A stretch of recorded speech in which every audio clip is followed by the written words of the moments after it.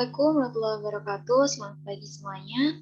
Di sini kami akan mempresentasikan mengenai pedoman umum kode etik, yang mana tugas ini kami laksanakan untuk memenuhi tugas dari mata kuliah kode etik.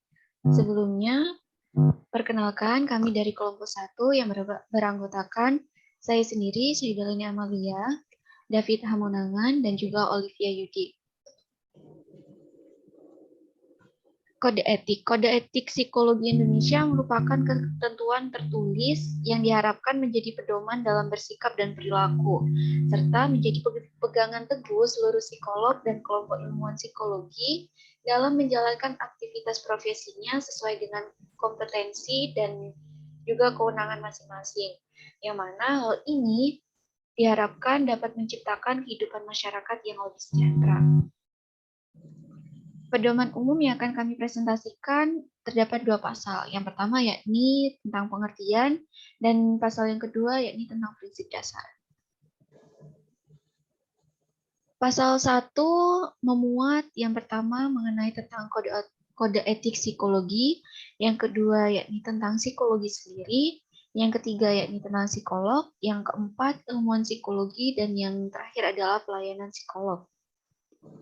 Kode etik psikologi dalam pasal ini dijelaskan bahwasannya seperangkat nilai-nilai untuk ditaati dan dijalankan dengan sebaik-baiknya dalam melaksanakan kegiatan sebagai psikolog dan ilmuwan psikologi Indonesia. Dalam artian, kode etik ini merupakan pedoman yang benar-benar harus ditaati oleh para psikolog maupun ilmuwan psikologi. Dan yang kedua yakni psikologi, yang mana merupakan ilmu yang berfokus pada perilaku dan proses mental yang melatar belakangi serta penerapan dalam kehidupan manusia.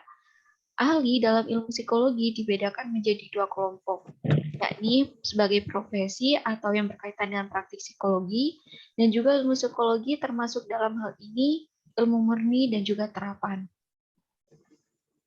Yang selanjutnya yakni tentang psikolog. Psikolog sendiri adalah lulusan pendidikan profesi yang berkaitan dengan praktik psikologi, yang mana pada tanggal 12 Juni 2010 Kode Etik Indonesia melatar belakangi pendidikan sarjana psikolog lulusan program kependidikan tingkat psikologi sastra, sistem kurikulum lama atau mengikuti pendidikan tinggi psikologi sastra 1, dan juga lulusan dari pendidikan profesi psikologi atau setara 2 atau S2, pendidikan magister psikologi. Psikolog memiliki kewenangan untuk memberikan layanan psikologi dan meliputi bidang praktik klinis dan konseling, penelitian, pengajaran, supervisi, dan pelatihan, juga layanan masyarakat, dan juga pengembangan kebijakan intervensi sosial klinis, pengembangan instrumen asesmen psikologi, penyelenggaraan asesmen, konseling, konsultasi organisasi, dan juga lebih banyak lagi kegiatan-kegiatan yang memang bisa dilakukan oleh seorang psikolog. Dan juga untuk hal tersebut, psikolog ini haruslah wajib memiliki izin praktik psikologi sesuai dengan ketentuan yang berlaku. Sedangkan ilmuwan psikologi adalah ahli dalam bidang ilmu psikologi dengan latar belakang pendidikan minimal sastra 1 atau bisa kita bilang S1 atau sastra setara 2 dan juga setara 3 dalam bidang psikologi. Ilmuwan psikologi memiliki kewenangan untuk memberikan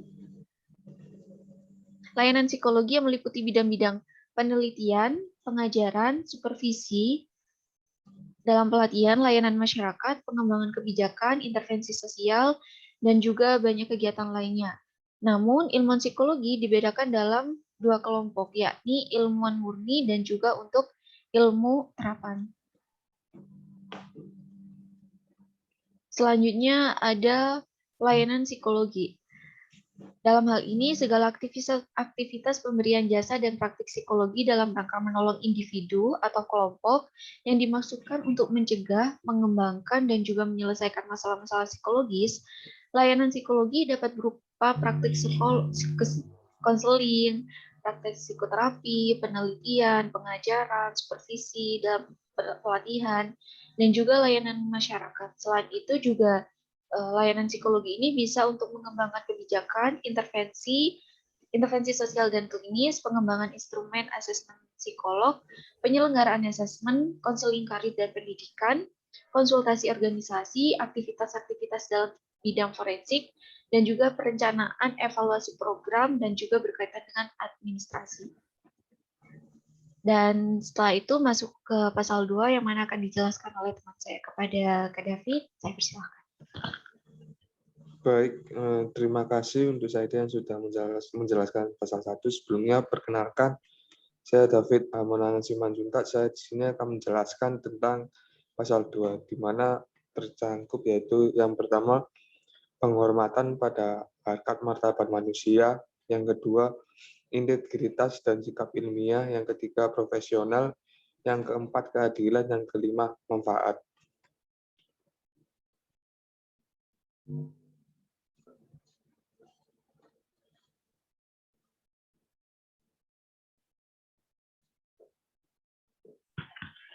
Nah, di sini ada 5 butir, di mana penghormatan pada harkat martabat manusia bisa teman-teman lihat sendiri pasal-pasalnya.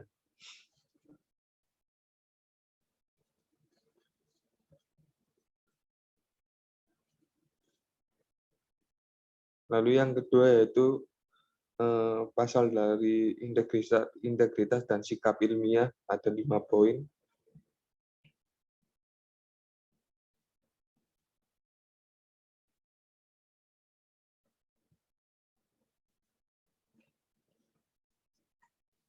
Lalu yaitu profesional ada 6 poin.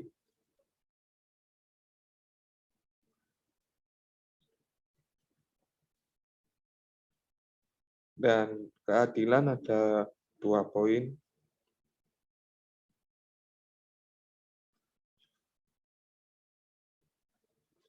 Manfaat ada 2 poin.